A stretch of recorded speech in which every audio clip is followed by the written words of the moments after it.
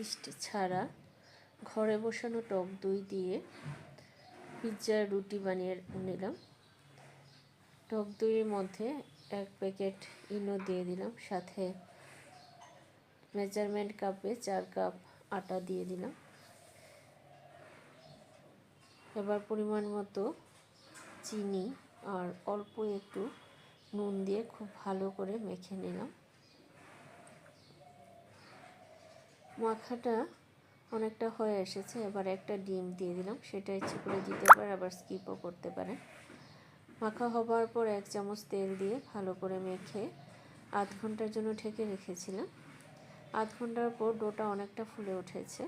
আবারও খুব ভালো করে মেখে নিলাম। ডোটা যত মাখা হবে রুটিটা ততই ভালো হবে। এবার আমি 4 ভাগে ভাগ করে নিয়েছি। আমি এগুলো থেকে পকেট পিৎজার জন্য রুটিটা রেডি করেছি।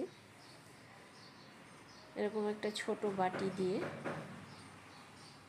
3টে করে নিয়েছি। এবার সেঁকে নেব।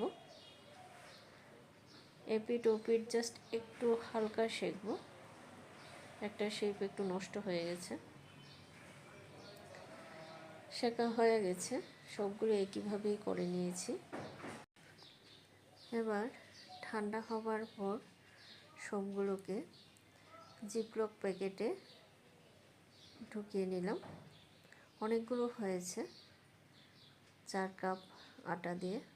প্যাকেটের ভেতর থেকে হাওয়া সম্পূর্ণভাবে বের করে নিলাম। এবার ডিপ ফ্রিজে রেখে দিলাম। মটরশুঁটিও আমার রাখা আছে।